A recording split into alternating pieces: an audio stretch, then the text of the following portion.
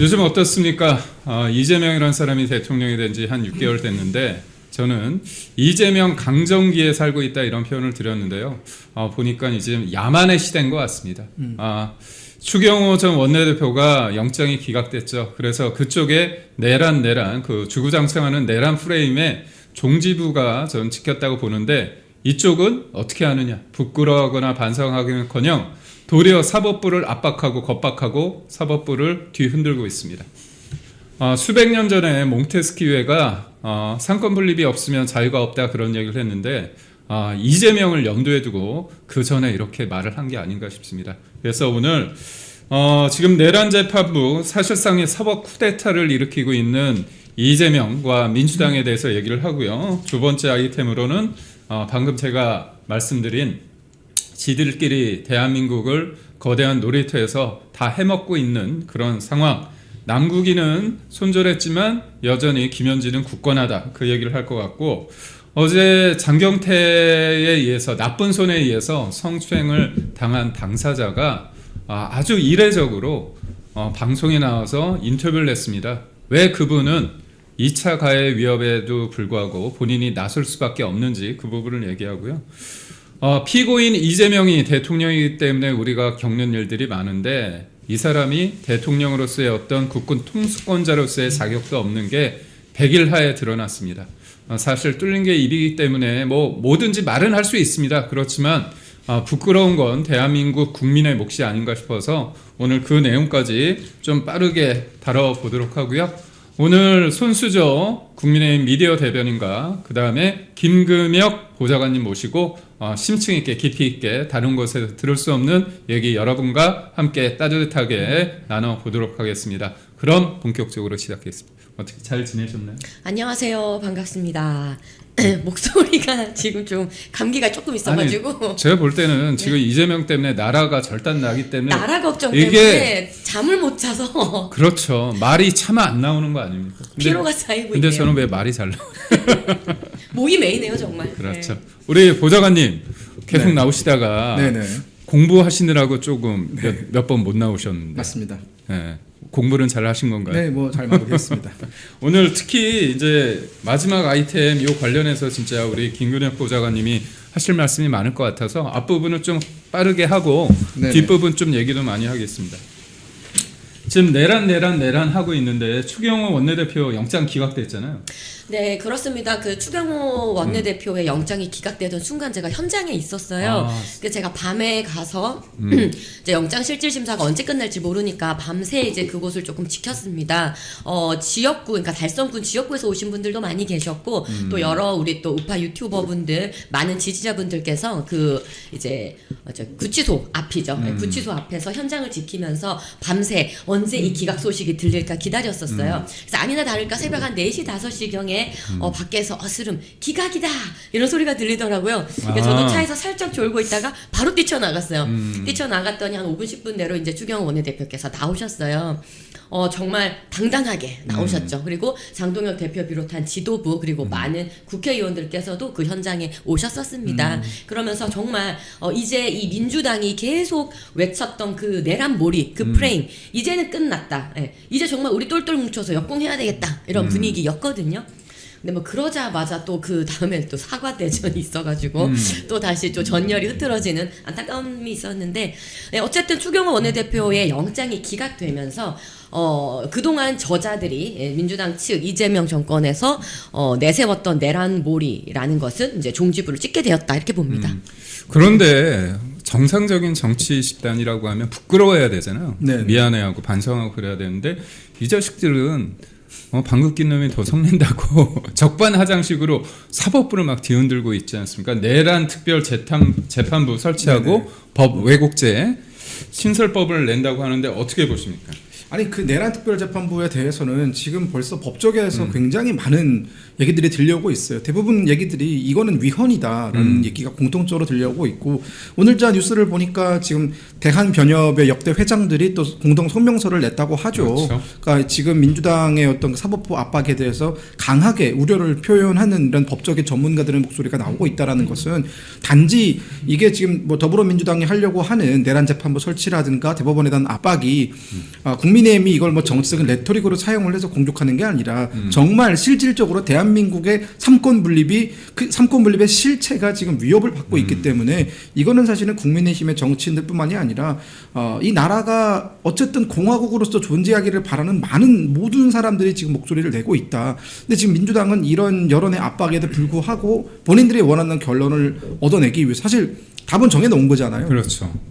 국민의힘을 이제 내란 정당으로 해산하고 윤석열 대통령은 내란범으로 뭐 무기징역하고 이게 지금 그들이 원하는 답이고 반드시 그렇게 가야만 되는데 모든 상황과 정황들이 그렇게 안 가니까 억지로라도 그걸 만들려고 지금 무리수를 두고 있다. 근데 저는 이 무리수가 결국은 김현지 실장 말대로 유탄이 돼서 민주당을 무너뜨릴 거라는 생각이 좀 듭니다. 이런 게 유탄이죠, 사실. 그럼 김현지가 그렇게 미리 본인들의 그 결말을 딱 미리 얘기한 거네요? 그렇죠. 다 이제 보이는 거죠. 앞으로의 미래가. 그러니까 저는 다 떠나서 이 재판이란 게 사실 판사들, 그러니까 사법권이라는 건 기본적으로 판사들로 구성된 법원에 속하는 문제인데 이거에 대해서 외부적으로 영향을 주는 거잖아요. 그러면 특검이란 것도 민주당 특검이고 그리고 판사도 민주당 판사를 하겠다는 거지 않습니까? 그게 가능한? 아니 저는 그런 생각을 하더라도 말을 꺼내기 되게 부끄럽고 속된 말로 뭐 쪽팔리고 그럴 것 같은데 얘네들은 단체로 이렇게 아우성 치는데 왜 그렇다고 보세요? 그러니까 승리자의 그 오만에 빠졌다라고 생각을 해요. 지금 민주당 그리고 피의자 이재명 주변에서는 이 대한민국 사회의 질서를 본인들이 다시 세워나가겠다는 그런 생각을 가지고 모든 것을 우리가 이겼기 때문에 우리가 만드는 대로 할 수 있다라는 그런 오만함 착각에 빠졌다고 생각을 해요. 우리 앵커께서 말씀 주셨지만 내란 전담 재판부라는 것 자체가 우리나라 헌법 101조 그리고 103조에 정확하게 명시된 사법부의 권한 그 권한을 완전히 흔드는 겁니다. 그래서 위헌인 것이고요. 그래서 지금 각종 사법 관련한 유관 기관에서 모두가 이건 잘못됐다라고 얘기를 하고 있어요. 그래서 원래 여러분들 기억하시겠지만 민주당 쪽에서 내란 특별재판부라 그래서 애당초 이거를 드라이브를 걸다가 여론이 워낙 안 좋고 위헌 소지가 있으니까 말을 조금 바꾼 거예요. 내란 전담 특별부라가 지금 다시 이거를 내세우고 있는 거거든요. 이건 완전히 위헌인 것이고요. 이게 또 말씀 주셨듯이 이제 말이 안 되는데 이게 말이 되는 곳이 한 군데 또 있어요. 북한이 이거 비슷한 거 가지고 있어요. 지금 내란 전담 재판부와 동시에 법 왜곡죄라는 걸 다시 통과시켰잖아요. 네. 그러니까 법 왜곡죄가 뭐냐면 판사들을 단죄하겠다는 거거든요.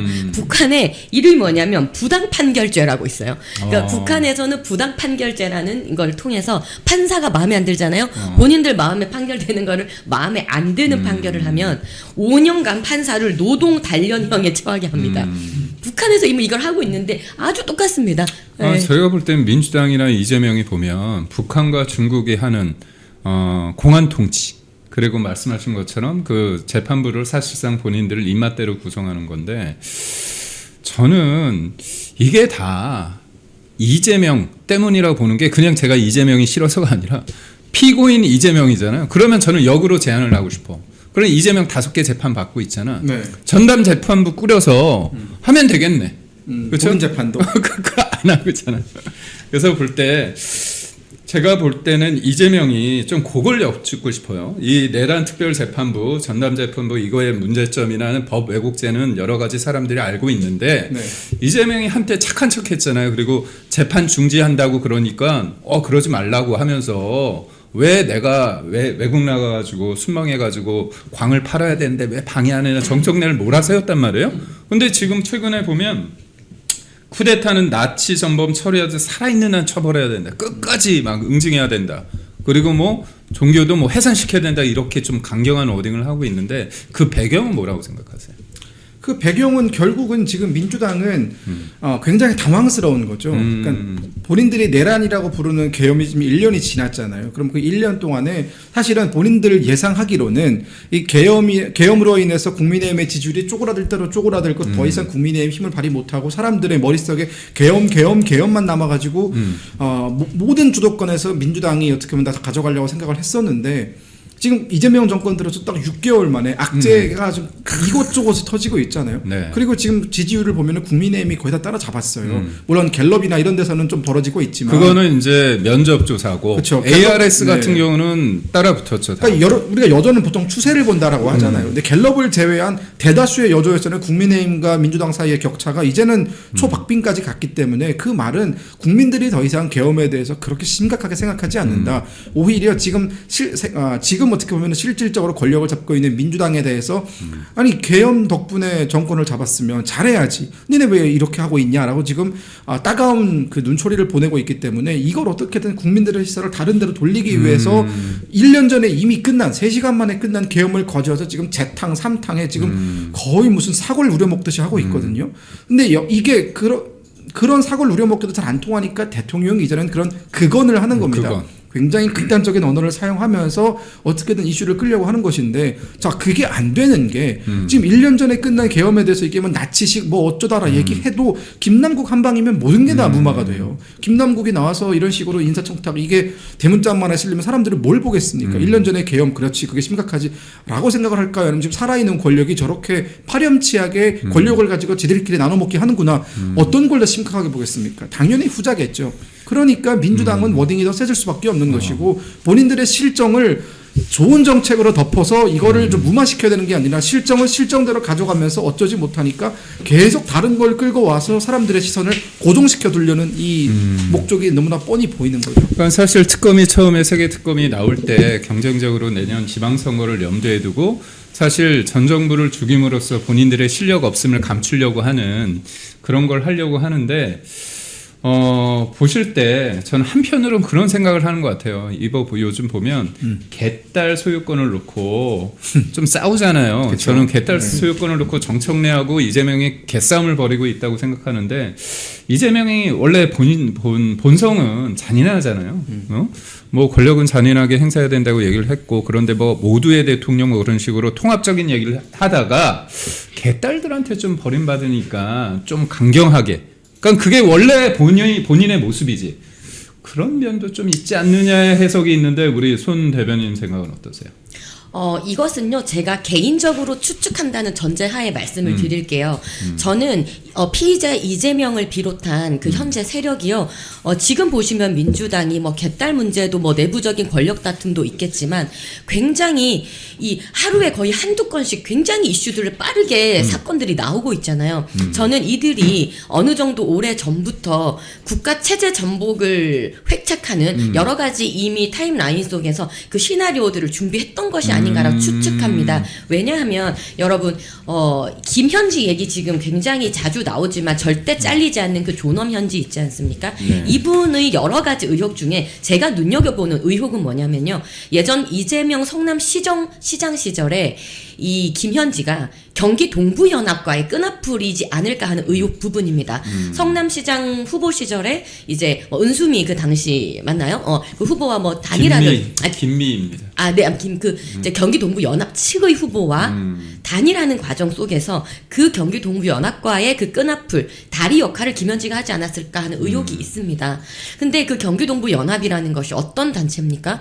이 대한민국의 국가 체제를 전복시키기 위해서 그 진보당이라는 단체는 이미 또 위헌정당 해체가 또 된 그런 정당이고요. 그래서 그 단체들, 그 조직들이 어느 정도 대한민국의 체제 전복을 획책하기 위한 시나리오도 그때부터 준비하고 있었던 것이고 이것이 이재명이 이제 대통령이 되는 순간 정말 빠르게 준비해봤던 시나리오들을 하나둘 풀고 있는 것이 아닌가 저는 이렇게 생각을 개인적으로 추측합니다. 개인적인 입장이다. 네, 그렇습니다. 그래서 저는 어쨌든 지금 최근에 나오는 일련의 뭐 전담 재판부라든지 법 왜곡죄 이 모든 것이 사실은 공산주의 사회주의에서 했던 것이잖아요.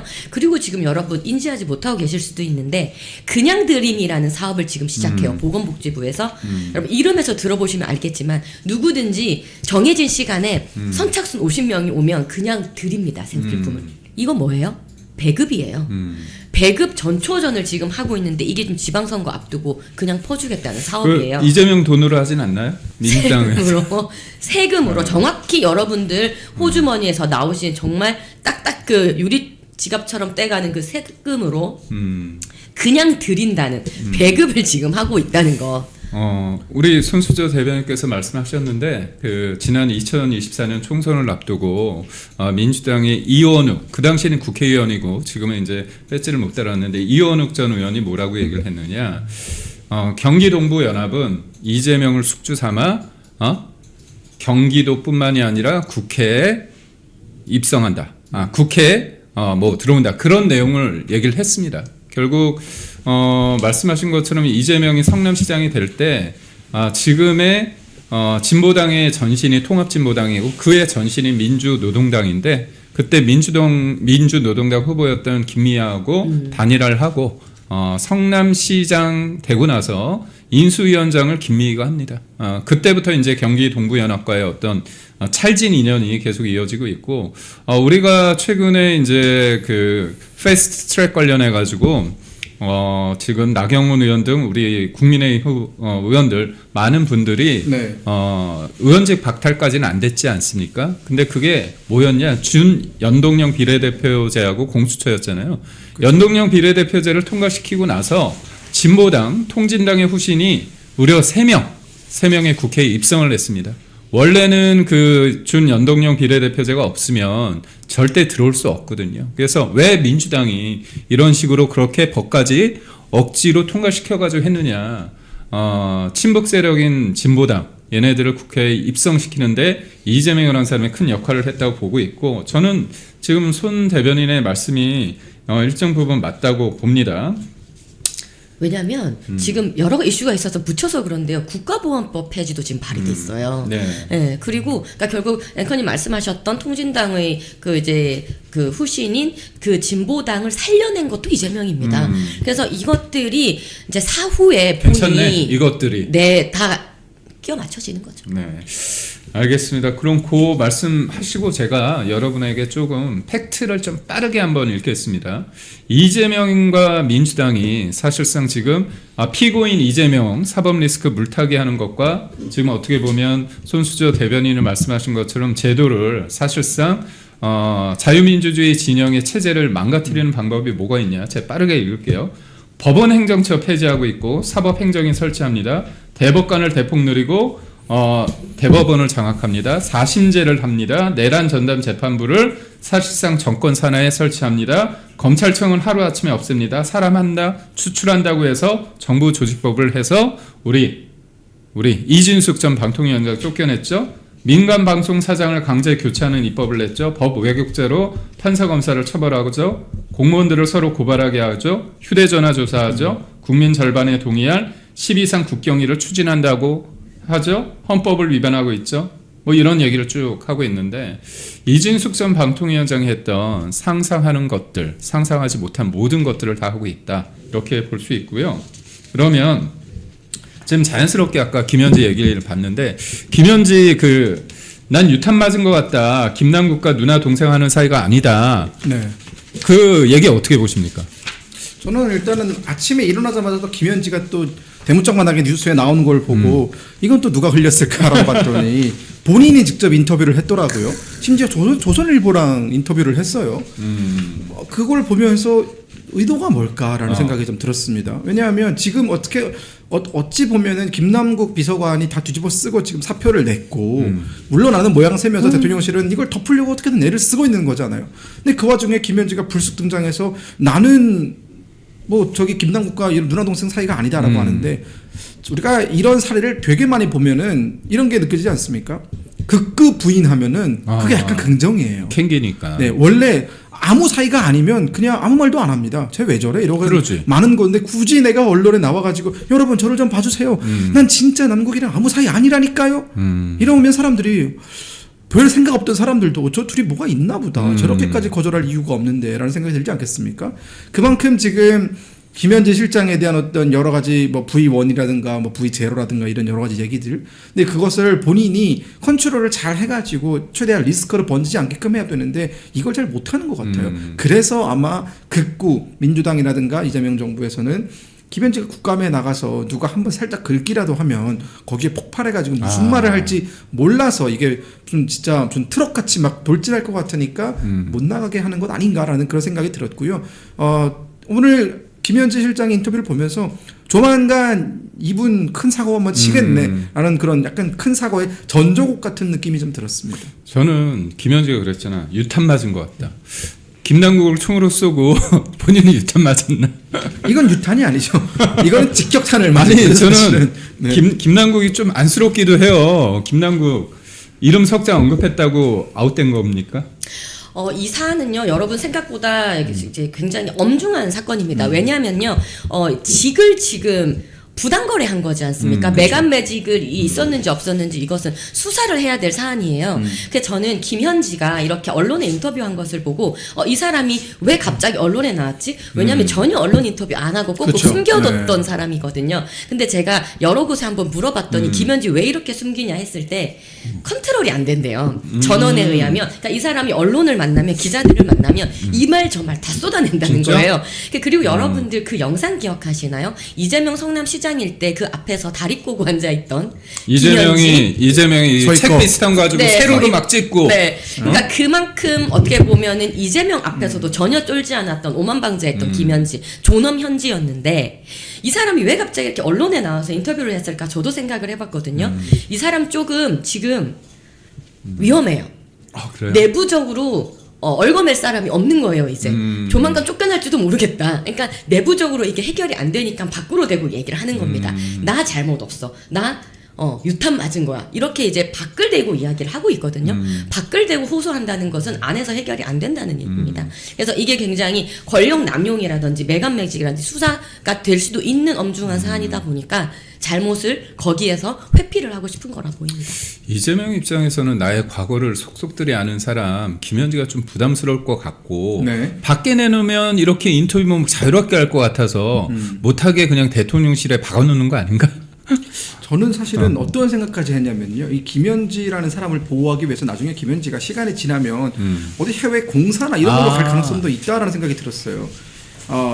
저는 김현지를 보면서 무슨 생각이 드냐면 전두환 대통령한테 3허가 있었잖아요. 허삼수, 허화평, 그리고 한 명 더 있었잖아요. 근데 결국은 그 사람들이 전두환 대통령이 권력을 잡던 시기에는 그 누구보다 실세였어요. 왜냐면 권력을 잡고 나서 지속적으로 문제가 생기니까 결국은 다 미국으로 보내버렸거든요. 미국으로 보냈다가 87년 끝난 뒤에 돌아오게 해가지고 그때 흑배지를 달았었거든요. 지금 보면은 김현지 실장은 이재명 대통령의 가장 큰 신임을 받는 최측근 중에 한 명이고, 보는 시야에 따라서는 대통령과 거의 동급의 권력을 가진 것처럼 보이고, 근데 그 말은 이재명 개인의 성정이라든가 혹은 그 사람이 지금까지 어떤 식으로 이런 정치적인 권력 싸움에 살아남았는지를 봤을 때에는 김현지라는 존재가 마냥 반갈 것 같지는 않아요. 왜냐하면 본인의 입은 본인의 관리를 할 수 있어요. 어떻게든 그렇죠. 우격다짐으로. 근데 김현지 불안하다라는 생각이 좀 할 것 같고, 김현지가 국감에도 이런 얘기가 있잖아요. 나 나가겠다. 나 나가게 해달라고 막 얘기하니까 대통령실에서 나올 수 있다라고 했다가 또 입장을 바꿔가지고 또 안 나온다 이러면서 지금 김현지가 그때도 막 울그락불그락 했다라는 거 아닙니까? 이번에도 마찬가지로 이거 못 참고 해도 조선일보랑 하면 어떡합니까? 네. 저기 오마이뉴스랑 한겨레랑 같이 왜 조선일보랑 굳이 해가지고 이런 거 제일 좋아하는 사람들 조선일보 기자들이거든요. 사실. 혹시 김현지가 이재명한테 강력한 시그널을 보내는 거 아닌가? 나 지켜라. 나 지켜라. 나 조선일보하고 인터뷰한 사람이야. 그러니까요. 그러한 메시지를 주기 위해서라도 이렇게 받게 되고 이야기를 하는 것이라 보고요. 그러니까 이재명 입장에서 저도 김금현 보좌관님과 생각이 같은 게 좋아서 옆에 두는 게 아니라 위험해서 가까이 두는 것이다라고 생각을 해요. 여러 가지 스토리가 오랜 기간 동안 이재명과 이 사람이 엮여 있잖아요. 아까 앞서 제가 말씀드렸던 경기 동부연합과의 그 끈앞을 중간다리도 김현지가 하고 있고요.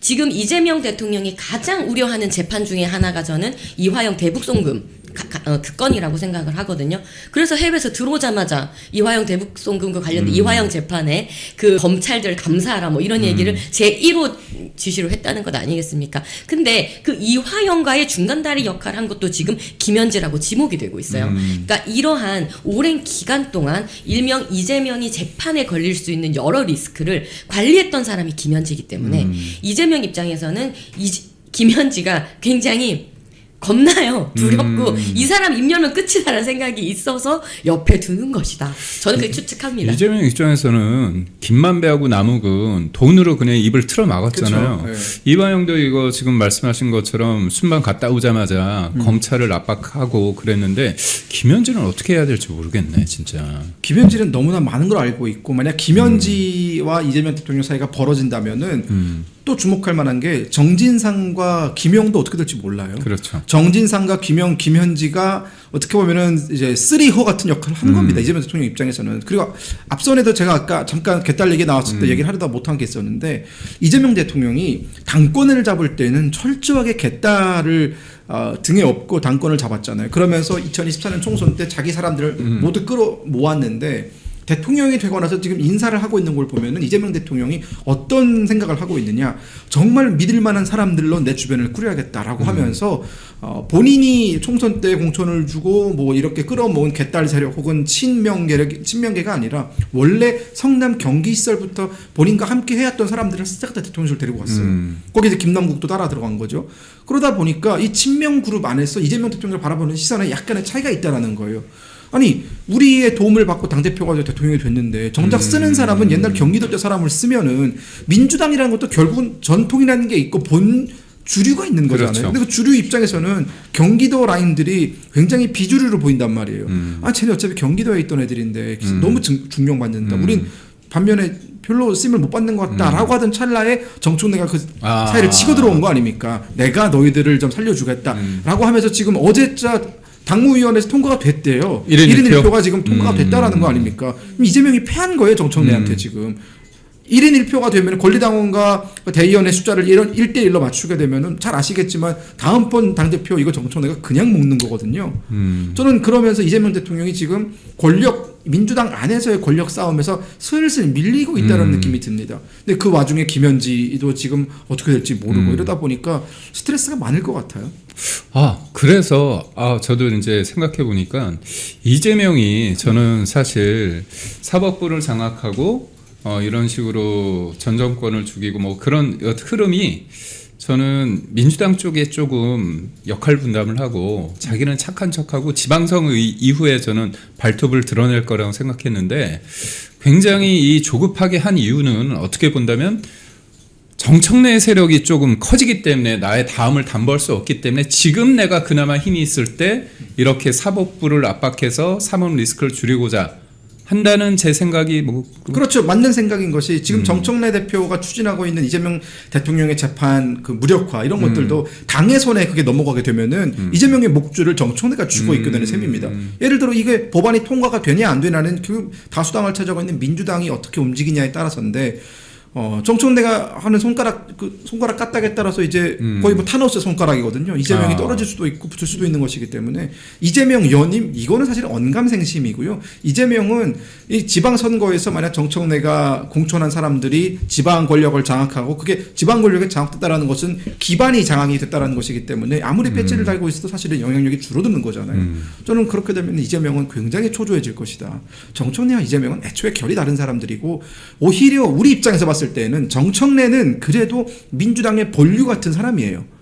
그렇지 않습니까? 하지만 이재명은 저기 어디 성남에서 굴러온 사람이란 말이에요. 그러다 보니까 기본적으로 이제는 그 성남 경기 라인과 민주당 본류 사이에 그 내전이 아마 시작될 거다라는 생각이 좀 들었습니다. 그러니까 사실 뭐 거기에서 김현지라는 사람이 제가 좀 밀고 있는 워딩 키워드 병기남 인사 변호인 알박기하고 경기하고 성남. 그쵸. 그래서 그런데 여기에 이제 중대까지 꽂으려고 중대한 병기남인가? 여튼 그렇습니다. 근데 지금 남국이가 한 건을 했는데 네. 이재명 쪽에 남국이가 한 건 했다면 정청래 쪽에서는 장경태가 한 건을 하고 있습니다. 그렇죠. 뭐 한 건이란 표현이 제가 이거는 피해자가 있기 때문에 제가 이 워딩은 조심스러워야 되는데 어제 되게 이례적인 상황이 있었어요. 이거를 주도적으로 팔로우해서 단독을 계속 내고 있는 TV조선에 장경태 성추행 피해자분이 나왔습니다. 나와서 인터뷰를 했거든요. 가림막해서 음성 변조를 했는데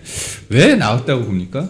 2차 피해가 우려되잖아요. 근데도 불구하고 이렇게 나온 이유는 뭐라고 보십니까? 우리? 지금 장경태 의원은 최악의 길을 치닫고 있어요. 그러니까 지금 원래 민주당이 더듬어 만진당이라는 오명이 있는 당이에요. 오명이 아니라 오명이 아니죠? 네, 오명이 아니죠. 팩트입니다. 팩트가 있는 당인데. 아니 오명은 안 그런데 그렇게 오명인 네. 거고. 그러게요. 지난 뭐 박원순 시장, 오거돈 부산시장, 뭐 안희정 지사 등등, 그다음에 최근에 있었던 조국혁 신당의 성비위 사건에 대해서는 또 뭐 개돼지 발언 등이 민주당 내부에서 나와서 여러 가지 이제 문제가 있는 당, 더듬어 만진 당이지 않습니까? 근데 그 이때의 가장 또 문제가 됐던 게 뭐냐면 2차 가해에 대한 문제였어요. 피해 호소인이라는 단어를 만들었던 당이잖아요. 그러니까 피해자를 두고 피해 호소인이라는 단어를 만들면서까지 그 여성에 대한 2차 가해가 더구나 문제가 됐던 당인데 지금 장경태 본인은 본인 스스로가 2차 가해를 지금 하고 있고요. 또 어제 법사위에서 신동욱 의원과의 또 설전이 있지 않았습니까? 그러니까 본인이 수사를 받아야 될 장경태 의원이 법사위원으로 버젓이 다시 나타나니까 어떻게 여기에 나타날 수가 있냐라고 했더니 뜬금없이 신동욱 의원에게 뭐 TV조선 시절에 쫓겨났다 뭐 이런 인신공격을 했어요. 쫓겨나지 얼마나 할 말이 않았어요. 없으면 네, 그러니까 그런 말도 안 되는 말로 방어를 해야 될 지경까지 갔던 것인데 근데 너무나 또 웃긴 것은 장경태 이분이 예전에 초선 때는 여가위 소속이었어요. 그때 여가위 소속이면서 이 피해 여성에 대한 무고죄를 두고 뭐라고 했었냐면 그 여성을 꽃뱀처럼 여기자는 것이냐 하면서 버럭했던 그렇죠. 그분이고 저급한 인식이다. 네. 근데 본인이 어째요 지금 그 여성에게 무고 맞고소 했지 않습니까? 네. 네. 그리고 그 법사위 현장에서 서영교 의원 본인이 그렇게 페미니스트라고 주장했던 서영교 의원이 여성을 다시 2차 가해 또 했어요. 표현을 뭐라고 했더라? 그 그 여자라고 그 했지. 여- 그 여자. 아니냐? 네, 아니 손을 올렸다. 지칭을 그 여자. 네. 그러니까 피해 호소인보다 업그레이드 돼가지고 이제 그 여자야 이제. 네.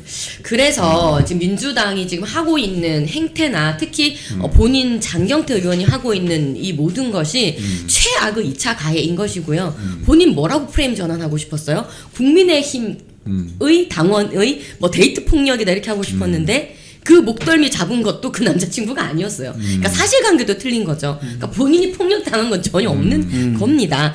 그래서 지금 굉장히 장경태 최악으로 치닫고 있고요. 근데 결국 이게 보면 그러니까 정청래 쪽에서도 한 건 했고 이 남부기가 이재명 쪽에서 한 건 했다 하셨는데 사실 내부에 저게 무서운 게 맞아요.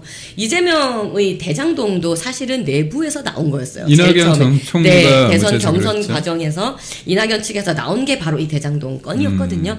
그래서 어떻게 보면 장경태 건 우리 뭐 여의도에 계신 분들 알고 계셨지만 1년 전에 있었던 사건이고 대충 알고 있었던 건이에요. 근데 이 피해자가 원치 않아서 보도를 하지 않았던 거죠.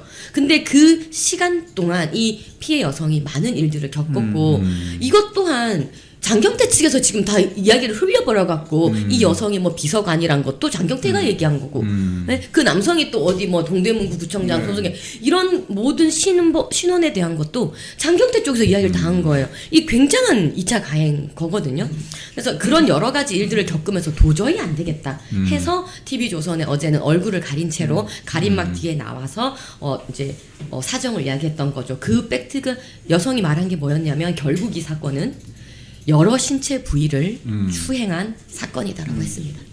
아니 어제 그것도 나왔어요. 거기 보면 여성이 동영상에 녹취가 나오잖아요. 본인 음성이고 아니 왜 거기까지 우리가 방송에서 봤는데 그 뒤에 안 돼요란 말까지 있다고 그럽니다.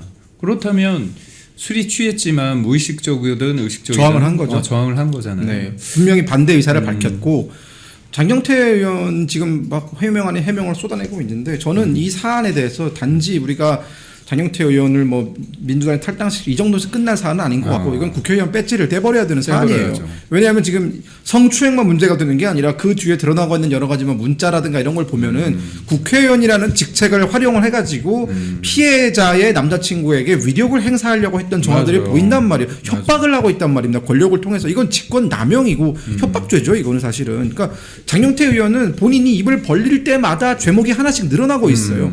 입 벌구죠. 입만 벌리면 구라를 쏟아내고 있고 지금 그러니까 제가 그제 한 4일 전 방송에서 그런 말씀을 드렸어요. 네. 이 사태에 대해 장경태가 살아남을 수 있는 유일한 길은 납작하게 엎드리고 모든 것은 법에 따라서 이제 뭐 소명할 거 소명하겠다 이렇게 해가지고 탈당하고 조용히 지내라. 그 2차 가해 하지 말고 그러면 여론이 좀 줄어들 거다. 정말 이건 장영태 의원 본인을 위해서 한 조언이었거든요. 보통 우리가 어떤 사건이 터지면은 수면 아래로 내려갈 때까지 조용히 기다리는 게 맞습니다. 근데 장영태 의원은 그러지 못하고 있죠. 지금 이것도 여기도 찌르고 있고 저기도 찌르고 하면서 지금 모든 곳에서 다 이슈를 만들고 있는데 이거는 장영태 의원이 프레임을 전환하려고 했지만 전환이 오히려 본인한테 더 불리한 쪽으로 되고 있다. 지금 국회 재선의원이라는 직책을 활용해가지고 이렇게 그 남자친구한테 그 사람이 제대로 일을 못하게 협박해라. 뭐 구의원들 동원해가지고 뭐 잘라내라. 이런 식의 사주를 했다라는 거 아닙니까? 이거는 국회의원 자격이 없는 거기 때문에 민주당도 장영태 의원의 국회의원 제명에 저는 동의할 거라고 봅니다. 이거 동의 안 하잖아요. 저는 민주당 지방선거에서 못 이깁니다. 그래서 저는 진짜 좋은 말씀이신데 국민의힘이 이거 윤리위 해가지고 제명을 해야 되고 네. 이거는 개인의 문제가 아니라 민주당이 가지고 있는 성 인식에 대한 어떤 위선과 내로남불과 가식을 보여준다고 보고 저는 장경태라는 사람에 대해서 진짜 좀 그런 게 권위의식에 똘똘 뭉친 게 그런 표현을 해요. 아니 어떻게 재선 의원의 몸을 만지냐. 재선 의원이 뭔데요? 그러게. 지가 뭔데? 난 잘 만지. 네. 그리고 또 이 바닥에서 있으면 안 된다 그런 얘기도 있고 뒤를 캐서 날려버려야 된다 그런 얘기를 했다는 거 아닙니까? 이거 제가 봤을 때 이건 형사 사건이에요. 그러니까 장경태하고 그때 그 불렀다는 그 비서관인가 선임 비서관. 그렇죠. 그러니까 걔네들이 소위 말해서 유유상종인 것 같아요. 그렇다면 이 부분에 대해서 장경태는 사실 일종의 프레임 전환을 위해서 이제 데이트 폭력 또 하나는 아까 말씀 주신 것처럼 국민의힘 동대문군 구청장의 보좌 직원 하면서 국민의힘과 이렇게 하려고 하고 마지막 프레임이 TV조선에서 연출을 했다 이렇게 얘기를 세 가지 방탄을 했는데 이것들 프레임 전환을 잘하는 사람들이 누구냐? 조국이죠. 이재명. 그래서 제가 볼 때는 장경태는 조국과 이재명의 피해자 코스프레 그 다음에 프레임 전환을 통해서 상대가 나를 공격한다 피해자 코스프레하고 이념으로 이렇게 진영의 구도로 가는 것 같은데 앞으로 상황은 좀 어떻게 될 것 같습니까?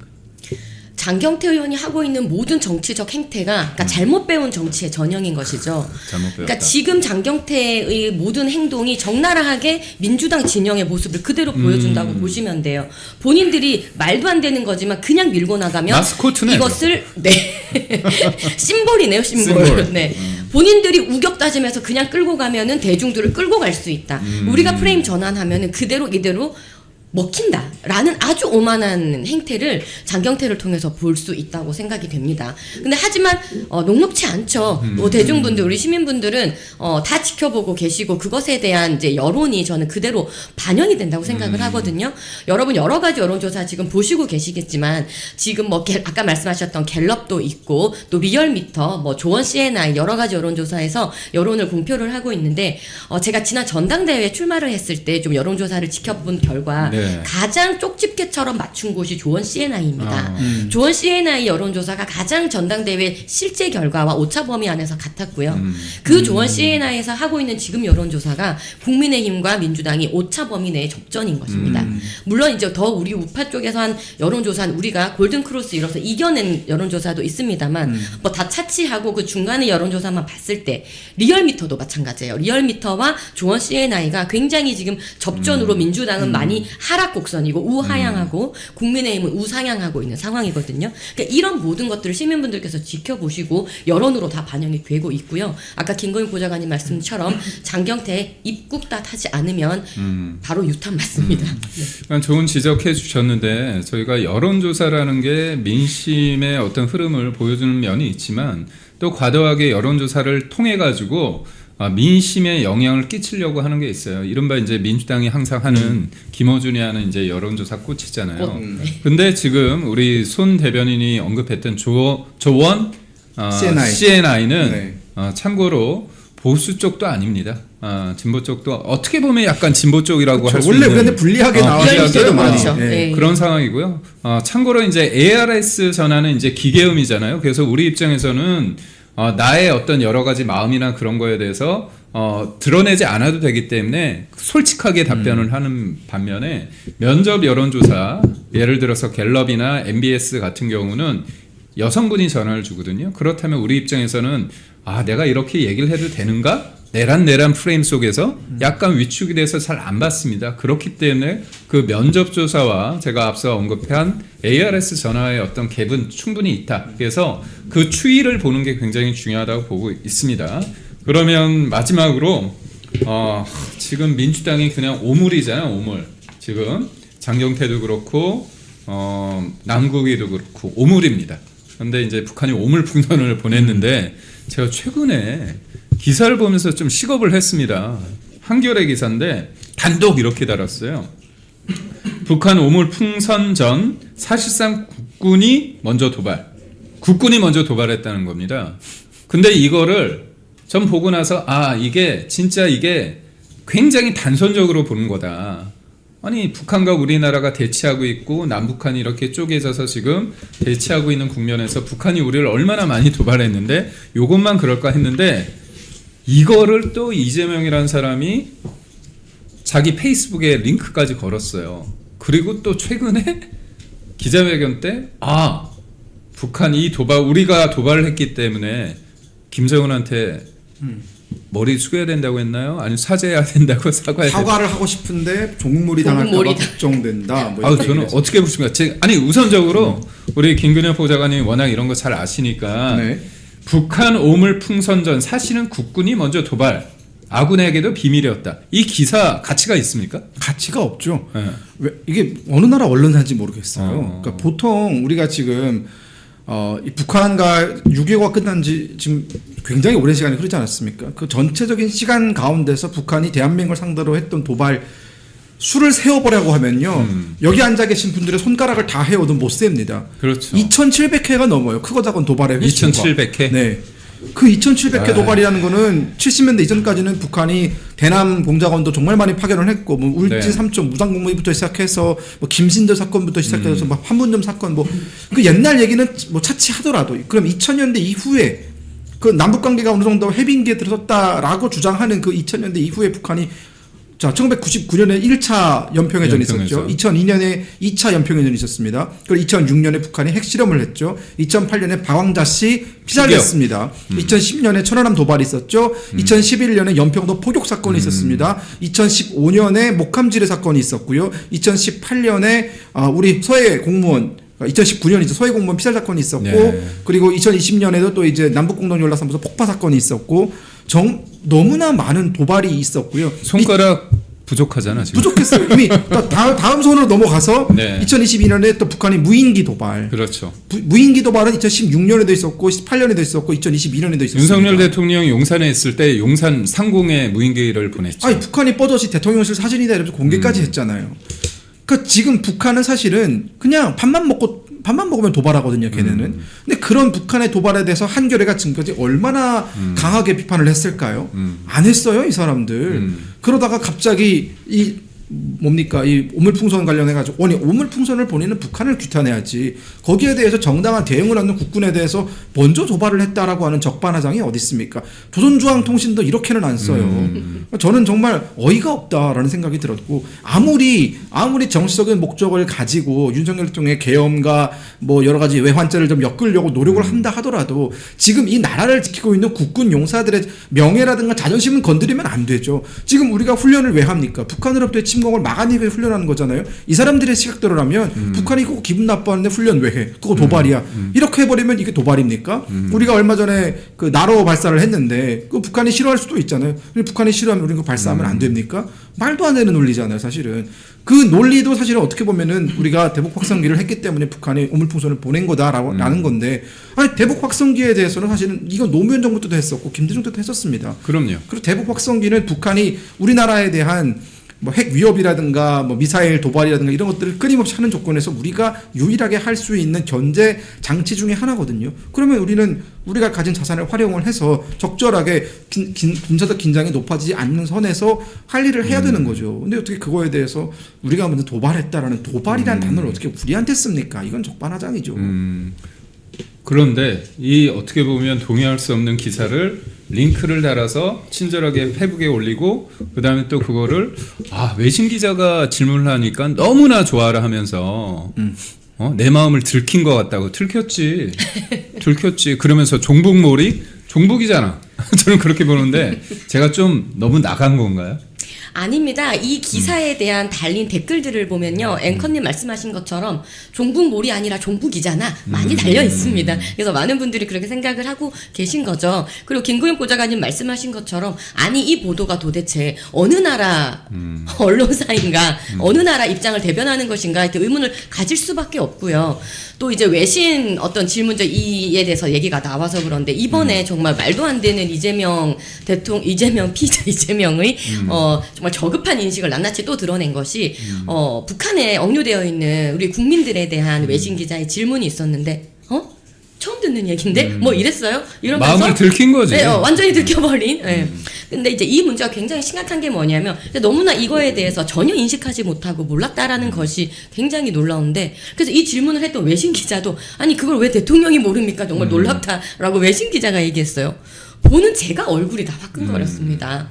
사실 여러분 이제 납북된 그 자국민에 대한 그 송환 문제는 우리나라뿐만이 아니라 전 뭐 미국이나 일본이나 이런 나라들에서도 굉장히 심각하게 다루는 문제죠. 뭐 예를 들면은 지난 2018년이었던가요? 트럼프 전 대통령이 그 납북되어 있던 한국계 미국인 3명을 네. 송환 조치하면서 직접 마중 나가가지고 모셔왔다. 송환했던 사례도 있었고, 일본 다카이치 사나이 같은 경우에도 보면, 블루 리본을 항상 달고 다닙니다. 그렇죠. 이 블루 리본이라는 것이 결국 그 납북 자국민에 대한 송환에 대한 목소리를 높이기 위한 그 심볼로서 달고 다니는 거거든요. 그러니까 그만큼 이 북한과 관련된 정상을 만날 때면 늘 최우선적으로 얘기하는 것이 납북 문제에 그 억류되어 있는 자국민에 대한 송환 문제를 늘 얘기를 하는데 하물며 대한민국이 대통령이 이 문제에 대해서 아무것도 모르고 네? 인지하지 못했다는 것은 정말 부끄러운 처사라 생각합니다. 유성락도 잘 모르는 것 같더라고요. 그렇죠. 질문을 했는데. 근데 제가 알기로는 우리 김근영 보좌관님 그 외신 네네. NK 뉴스였나요? NK 뉴스의 체드 오웰이었죠. 친구 사이라고. 네, 친구입니다. 시켰나요? 그 질문하라고? 아니요, 그렇지 않습니다. 네. 그 분이 느꼈던 그 황당함이 좀 있는 것 같은데 이 부분에 대해서는 어떻게 생각하세요? 그러니까 제가 안 그래도 좀 그분한테 문자를 보내가지고 어떤 심정이냐고 물어보고 싶은데 아직 문자를 보내진 못했지만, 그러니까 지금 그 체드 오웰 같은 사람은 NK 뉴스의 대표거든요. 네. 그러니까 한국에 이제 거주한 지 한 10몇 년, 거의 20년 됐네요. 그래요? 2006년부터 이걸 했으니까. 20년이에요. 네, 2006년부터 북한 관련해 가지고 서방이 북한에 대한 어떤 뭐 여러 가지 정보가 너무 없다 보니까 이제 북한에 있는 그 서방 외교관들한테 북한의 사진 좀 보내달라, 북한에 지금 뭐 물가라든가 이런 것 좀 알려달라고 하면서 북한의 그 현 실상을 가장 정확하게 보도하는 기관 중에 하나라서 백악관에서도 신뢰를 하는 기관이고, 이제 주로 이제 북한에 대한 보고서를 쓰는 학자들이 NK 뉴스의 자료들을 많이 가져다 쓰거든요. 그만큼 정확성이 있는 언론 매체고, 뭐 좌파다 우파다 그런 게 없습니다. 그냥 북한에 있는 네. 현실 그대로 보여주는 사람들인데, 그럼에도 체드가 항상 문제 제기를 했던 게 왜 한국 정부는 이 납치자 문제에 대해서 왜 이렇게 무관심하냐. 그러니까 미국 같은 경우 2017년에 북한에 억류되어 있던 미국인 3명을 국무장관이 와서 데려가잖아요. 폼페이오가 갔죠. 네, 그리고 일본 같은 경우에도 고이즈미 총리 시절부터 이 북한에 납북되어 있는 이 납북 일본인들을 빼내려고, 이게 일본 정부의 최우선 과제 중에 하나였거든요. 근데 우리는 그런 게 없었단 말이에요. 근데 사실 이 문제는 이재명 대통령에 대한 비판은 첫 번째고, 두 번째는 우리 정치권도 사실은 여기에 관심을 가져줬어야 돼요. 우리가 대북 그 지금 이 북한에 억류되어 있는 우리 국민의 숫자가 굉장히 많습니다. 지금 문제가 된 게 9명이잖아요. 사실 이것보다 더 숫자가 많습니다. 그렇죠. 전후 납북자도 꽤 많죠. 그리고 사실 국군 포로분들도 돌아오지 못했고, 맞습니다. 지금 우리나라의 생전에 있는, 대한민국 생전에 있는 국군 포로 모두가 다 자력으로 탈북을 해가지고 우리나라에 오신 분들이에요. 그러니까 우리 정부가 그들을 한국으로 송환하기 위해서 노력을 하지 않았습니다. 이건 진보 보수 할 것 없이 우리가 다 좀 돌아봐야 되는 부분이기도 하고, 근데 문제는 뭐냐, 박근혜 정부나 윤석열 정부는 이 문제를 인지를 하고 있었고, 이걸 해결하기 위해서 사실은 전담 기구도 만들고, 그리고 우리가 그 납북자 피해 가족한테 2천만 원 손해배상금도 국가가 지불을 했어요. 네, 그러니까 뭐라도 하려고 노력을 하고 있었단 말이에요. 하지만 북한과의 어떤 그 특수한 관계 때문에 못 하고 있는 건지 알고는 있어야 되는 거잖아요. 그렇죠. 우리가 당신들을 여전히 버리지 않았다, 이런 메시지는 보내야 되는 거잖아요. 그래야 그 사람들이 희망을 가질 텐데, 이재명은 뭡니까? 난 모르는데. 이건 아예 지금 북한에 남아있는 우리 국민들한테 단 요만큼의 희망도 주지 않겠다라는 내용이기 때문에 이건 국민을 버린 거죠. 그런 차원에서 접근을 해야 되는 문제로 저는 생각합니다. 이른바 좌파 정부, 본인들은 진보라고 하는데 전 진보보다는 이제 좌파라는 표현을 좀 쓰고자 하는데, 김정은, 김일성, 김정일 이런 사람들한테는 굉장히 관심이 많잖아요. 네. 근데 북한 주민, 그리고 우리 어떻게 보면 납북되신 분들, 억류되신 분들, 그런 부분에 대해서는 굉장히 관심이 없잖아요. 굉장히 이중적인 거 아닌가요? 그렇다면? 그렇죠. 그래서 지금 보시면은 얼마나 이재명이 북한에 대해서 그러니까 관심이 그 삼김 말고는 관심이 없다는 게 또 드러나냐면요. 그러니까 대북 방송을 보고 이재명이 아니 북한에 인터넷이 다 되는데 뭐하러 그 대북 방송을 하냐 이래요. 아니 북한에 인터넷 안 되고 그 막고 있다는 거는 진짜 어린 초등학생들도 알 겁니다. 1000명만이 볼 수 있다. 1000명 정도 인터넷 할 수 있나요? 예. 그런데 그걸 두고 대통령이라는 사람이 국군 통수권자라는 사람이 어떻게 그 천지도 모르고 그런 발언을 할 수가 있습니까? 얼마나 관심이 없고 무지하다는 거예요. 그래서 아까 우리 김건희 보좌관님도 말씀하셨지만 대북 방송이라는 것이 정말 우리 남한 대한민국 입장에서는 견제의 굉장한 전략적인 그런 카드로서 우리들의 전략 도구지 않습니까? 근데 그마저도 완전히 형해화시켜 버리려고 하는 그런 시도들이 정말 저희가 뭘까 의심하지 않을 수가 없습니다. 제가 되게 이 부분에 대해서 오래전부터 문제의식을 느꼈던 게 뭐냐면 정치권에 들어오기 전부터 저는 김대중 노무현 대통령에 대해서 물론 일장일단이 있고 긍정적인 평가도 있겠지만 네. 제가 가장 부정적으로 생각하는 부분이 바로 이 납북자에 대한 무관심이었어요. 왜냐하면 김대중 때 북한과 대화를 하려고 뭘 했냐면 비전향 장기수 송환이라는 걸 합니다. 맞아요. 그래서 우리나라에서 북한의 그 고종간첩으로 내려왔다가 감옥에 잡히잖아요. 전향을 하지 않고 오랫동안 버틴 사람들이 있어요. 여전히 북한에 대한 충성을 지키겠다라고 하면서 본인의 신분을 바꾸지 않고 대한민국을 전향하지 않고 끝까지 남아 있었던 장기 복역수들이 있거든요. 그 사람들이 한 40년, 한 30년 살고 이제 원래는 무기징역 받았었으니까 원래 빨치산하던 사람들이거든요. 그렇죠. 그러다가 이제 출소해가지고도 한국 사회에서 이른바 진보당이라든가 이런 진보단체들한테 보조금을 받으면서 살아왔단 말이에요. 근데 그 사람들을 김대중이 다 북한으로 송환시켜 버립니다. 송환시킬 때 거의 영웅 취급하면서 보냈어요. 비전향 장기수 송환 뭐 이러면서. 그러면 그때 우리도 요구를 해야 되는 거잖아요. 우리가 그렇죠. 100명에 달하는 비전향 장기수를 송환을 할 테니 북한에 남아있는 우리 국군 포로들 보내줘라. 아니 보통 인질이라는 건 막 교환하는 거잖아요. 포로라는 건. 근데 당시 그런 여론이 있었어요. 비전향 장기수들 보내니까 우리도 그러면 그 칼기 납북자들 11명 돌아오지 못했고 우리 어선도 이제 북한 납포도 돌아오지 못했고 동독에서 유학하다가 납치돼가지고 돌아오지 못했고 이런 사람들이 있는데 그런 사람들 명단에 다 있거든요. 이런 사람들 좀 같이 북한한테 얘기해가지고 데려오면 안 되냐 했더니 김대중 정부가 모르는 척했습니다. 이건 지금 우리가 호혜적인 차원의 접근하는 거니까 우리가 이렇게 하면 북한이 나중에 반응이 있지 않겠냐 이러면서 했는데 반응이 있기는 뭐가 있어요. 북한은 그런 사실 자체를 인정을 안 하는데 근데 그러면 1차로 비전환 장기수를 보내고 북한에 반응이 없으면 그만둬야 되잖아요. 이걸 노무현 때까지 한다니까요. 몇 차에 한 6차인가요? 6차에 걸쳐서 비전환 장기수들을 다 보내요. 아낌없는 그렇죠. 나무네. 그리고 지금 이재명 정권 들어서 가지고도 또 비전환 장기수들 보내야 된다. 가고 싶다. 평양 이런 얘기하는 사람들이 또 스멀스멀 고개를 든다니까요. 근데 이런 상황에서 지금 우리 국군 포로들 데려오지 못한 사람들 여전히 북한에 생존해 있는 걸로 추정되는 인원이 20명이란 말입니다. 그리고 약 500여 명의 우리 국민이 6.25 이후에 납북된 이후에 여전히 생존해 있을 거로 추정이 되고 심지어 그 사람들이 어디 사는지까지도 우리가 대충 알아요. 그러면 우리가 북한에 요구를 해가지고 보내달라라고 얘기를 할 수 있는 거 아닙니까? 죽어도 그런 얘기를 못 한다니까요. 그러니까 이재명이라는 사람이 가지는 그 북한에 대한 경박한 인식 잘 알지도 못하고 또 우리나라 국군 통수권자라는 위치에 있음에도 불구하고 뭐 어떤 맥락 속에서 봐야 되는데 대북 전단 관련해서 우리가 잘못이기 때문에 사과를 하고 싶다. 근데 저는 이런 것들이 경박하고 문제가 있고 그런 거 다 있는데 마음이 콩밭에 있다. 저는 그렇게 봅니다. 왜냐? 내년 봄에 지방선거를 앞두고 위장 쇼를 하려고 그런 것 같아요. 왜 지금 어떻게 얘기를 했냐? 그 문정인인가요? 문정인 교수? 문정인 교수가 뭐라고 얘기하냐면 헌법 몇 조에 보면 우리나라 영토는 한반도와 그 밖에 도서, 부속 도서로 돼 있다. 3조죠. 3조죠. 네. 돼 있다 근데 그 영토 규정을 바꿔야 된다고 하고 한미 연합훈련을 중단해야 되는데 거기서 멈추지 말고 헌법 3조를 바꿔야 된다고 얘기를 합니다. 결국 이제 분위기를 하는 것 같은데 내년 초 지방선거를 앞두고 제가 볼 때 카드는 두 개야. 돈 뿌리는 거하고 위장쇼. 남북 평화 뭐 평화 위장쇼. 어떻게 보십니까? 그렇죠. 이제 지방선거라는 것은 결국 지역의 이제 일꾼들을 뽑는 선거기도 하지 않습니까? 그래서 이제 이 분들은 결국은 뭐 물론 이제 뭐 안보에 대한 문제, 대북 문제 당연히 중요한데 나에게 피부로 와닿는 문제에 대해서 굉장히 민감하게 반응을 하시거든요.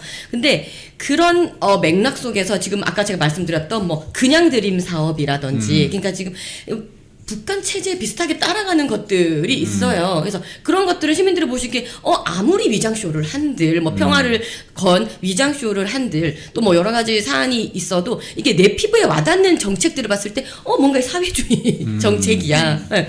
이재명 정부 이런 식으로 하는 거는 좀 너무 퍼주기야 라든지 그런 걸 느끼실 때 표심이 저는 확실히 움직인다고 생각을 하거든요. 그래서 지금 이재명 정권이 아무리 포장을 잘 하고 그런 위장쇼를 한다고 한들 시민들께서 느끼시는 어떤 그런 정책들 있지 않습니까? 뭐 그냥 드림 사업하면서 마치 배급을 하려고 하는 그런 것들. 뭐 지금 소비 쿠폰 이미 있어가지고 그런 이제 포퓰리즘 문제라든지. 그다음에 또 민노총 있지 않습니까? 민노총이 지금 민노총 간부가 북한 지령 받아가지고 그거 하다가 실형 받았던 거 있어요. 그리고 지금 국가보안법도 지금 폐지하겠다고 이렇게 들고 나오고 있는데 시민들이 느꼈을 때 진짜 예민한 건 뭐냐면 민노총한테 전세금 대줘요 지금. 보증금 55억. 대주고 있어요. 네. 네. 아니 우리는 이렇게 부동산 서울 경기 지역분들은 우리는 이렇게 대출도 못 받게 하고 보증금 지금 구하려고 힘들어 죽겠는데 민노총 뭔데 왜 보증금 전세 보증금 대죠? 그러니까 이런 식으로 본인들의 저희는 저 뒤에 숨어두고 조금씩 하는 그런 사업들의 면면이 우리 시민분들은 보고 느끼실 거예요. 그래서 절대 지방선거 때 아무리 포장을 잘하고 한다고 한들 그들의 저희에 숨어있는 그 체제를 바꾸려고 하는 그런 시도들을 시민들께서는 알아차리실 거고 표심으로 드러날 것이라 저는 생각합니다. 저는 이제 손수조 대변인의 그 분석에 동의하면서 예. 한편으로는 우리가 2018년도에 우리가 당했습니다. 그때 네. 김정은하고 문재인이 만났죠. 그때 트럼프하고 김정은이 만난 그것 때문에 2018년에 문재인 대통령이 평양에 갔었죠. 그렇죠. 네. 그런데 그 시기가 그때는 9월 달이었고 지방선거 앞두고는 아마 트럼프하고 싱가포르에 만남이 그쵸? 있었습니다. 네. 그 한 달 뒤에 됐기 때문에 그렇죠. 5월에 싱가포르에서 그쵸? 만났죠. 그 다음에 6월 달에 그거였잖아요. 이게 네. 뭐냐면 언론이 좀 기울어져 있잖아요. 그러면 이제 김정은하고 트럼프가 만나든 아니면 이재명이든 김정은 만나든 그러면 하루 종일 특보합니다. 그렇죠. 그럴 거예요. 하루 종일 특보해서 저는 이 부분에 대해서 우리가 네. 바람을 좀 빼놔야 된다. 근데 한 가지 또 우리가 그래도 뭔가 희망을 볼 수 있는 게 2018년과 2026년은 다를 거다. 왜냐하면 2018년엔 그래도 사람들이 김정은 체제의 그 뒤통수, 매운맛 이런 것들을 몰랐던 시기이기 때문에 마음 착한 많은 국민들께서는 그래도 우리가 호의로 좀 북한에 대하면 저들도 인간인지라 뭔가 좀 성의를 보이지 않겠냐라고 했는데 자 문재인 대통령은 입이 10개라도 여기에 대해서 할 말이 없는 게 다 본인 재임 기간 때 일어났던 일입니다. 2018년에 뭐 가을이 온다, 봄이 간다 뭐 이러면서 공연도 하고 이러면서 뭐 화해 무드로 가다가 갑자기 북한이 뒤통수를 쳐 삶은 소대가리 이러면서 2020년에 이걸 연락사무소를 폭파시켜 버리거든요. 그러니까 본인 재임 기간 동안에 북한과의 냉탕 온탕을 오고 가면서 국민들이 뭘 봤냐? 저것들은 정말 믿지 못할 집단이다라는 생각을 했고 그리고 지금 특히나 지금 청년들 지금 20대 이제 투표권을 가진 사람 대학생이라든가 30대는 가장 싫어하는 사람이 김정은이에요. 김정은과 시진핑이 어떻게 보면은 가장 싫어하는 인물 1위, 2위거든요. 이재명보다? 그 다음 이재명일 수 있어요. 요 세 명이 아마 그들이 가장 싫어할 겁니다. 그래요? 그렇기 때문에 20대, 30대가 가장 싫어하는 김정은과 또 우리가 뭔가 만나서 김정은의 비위를 맞춰주려고 급신급신거린다? 이거는 사실은 우리 국민들의 자존심에 완벽한 스크래치를 내는 거기 때문에 저는 쉽지 않을 거다라는 생각이 들고 2018년에는 유튜브가 없었어요. 그렇죠. 있어도 제한적이었습니다. 하지만 지금은 많은 유튜브가 있고 그리고 국민들이 정보를 접할 수 있는 다양한 경로가 있기 때문에 아니 우리 거리 나가서 짱북송 들어보세요. 북괴 꺼지라고 하잖아요. 그만큼 북한에 대한 거부감이 청년들 사이에 엄청난 겁니다. 네, 저도 김건희 보좌관님 말씀처럼 2018년도와 2026년도는 정말 다르다라고 생각을 합니다. 그래서 이 시점에서 이제 뉴미디어의 약진 우리가 얘기할 수 있죠. 그래서 많은 청년들 그리고 이제 시민분들께서 레거시 미디어에서 짜주는 프레임대로 움직이지 않죠. 녹록치 않고 본인들께서 다 찾아보시고 생각을 하시잖아요. 그러한 뉴미디어의 약진 하나와 또 이제 문재인 정권을 겪으면서 학습 효과가 있죠. 그렇죠. 지금 그때 겪었던 사건 중에 하나 그 서해 공무원 피격 사건 있지 않습니까? 지금 그것이 문재인 정권에서 굉장히 잘못됐다고 중에서 박지원 그 국정원장하고 지금 다시 조사 지금 들어가지 않습니까? 그때 그 서해 공무원 보고 문재인 실형 정권에서 나왔어요. 실형 나왔죠. 네. 그러니까 뭐라고 그때 프레임을 짰었어요. 뭐 돈 문제 때문에 월북자다. 월북자 뭐 이런 식으로 도박에 얼마나 뭐. 예, 이렇게 진짜 사건이 있었는데 이제 국민들께서는 아시는 거죠. 이 레거시에서 보여주는 프레임이 팩트가 아닐 수 있다라는 학습 효과가 있기 때문에 그런 부분들을 다 염두에 둬야 그 또 한 가지는 북한도 별로 원하지 않아요. 아. 그게 가장 중요합니다. 그때는 북한은 어떻게든 한국과 관계를 좀 좋게 가져서 트럼프 대통령을 만나는 게 목적이었다면 지금 김정은은 배가 부르거든요. 아니 어차피 뒤에 러시아가 필요한 만큼 지원을 해주고 있고 중국이 뒷배에 있고 그리고 한국을 제치고 미국과 1대1로 회담을 하려고 하지. 이재명 대통령은 사실은 북한한테는 완전히 코가 꽹 거잖아요 지금. 그러니까 이재명 대통령을 만나달라고 하면은 내가 왜? 라는 반응을 지금도 보이고 있잖아요. 쉽지 않을 거다. 저는 그런 생각이 듭니다. 여러분 그 일주일 동안에 일어난 사건을 보면서 대한민국이 과연 어디로 가고 있는지에 대해서 저희가 좀 냉정하게 들여다봐야 된다고 봅니다. 제가 이재명과 민주당에 대해서 분노하는 지점은 예전에 정치 세력 같은 경우는 본인들이 좀 나쁜 짓을 한다고 하더라도 거기에서 끝났습니다. 근데 지금의 상황은 대한민국 체제와 제도를 뭐든지 깡그리 부셔버리려고 한다는 데 문제가 있다고 봅니다. 대내적으로 법과 헌법과 헌정을 유린하고 법을 지금 부수고 있고 또 외교적인 상황에서도 보면 너무나 친북적인 그런 제스처를 보이고 있습니다. 이번 주 오늘 날이 굉장히 추운데요. 감기 조심하시고 더 따뜻한 내용으로 깊이 있는 내용으로 다음 주에 다시 찾아뵙겠습니다. 여러분 한 주 수고 많으셨습니다. 고맙습니다. 잘 다니던 회사에서 해고됐습니다. 외롭고 힘들었습니다. 내 혼자 이렇게 외톨이가 되는 거 아닌가 걱정이 앞섰습니다. 그런데 하루 이틀 시간이 지나니까 많은 애국 국민들이 찾아와 주셨습니다. 그래서 우리는 승리했습니다. 혼자 가면 외로운 길이지만 같이 가면 즐거운 여정이 됩니다. 나라를 지키고 대한민국 정치 혁신을 바라시는 분들이 계시다면 우잘사 회원에 가입해 주십시오. 우파는 잘 싸워, 우리도 잘 싸워. 우잘사 회원에 가입하시면 나라를 살리고 대한민국 정치를 혁신할 수 있습니다. 우잘사 회원이 되셔서 다 같이 손잡고 즐거운 여정에 동참합시다. 우잘사 화이팅!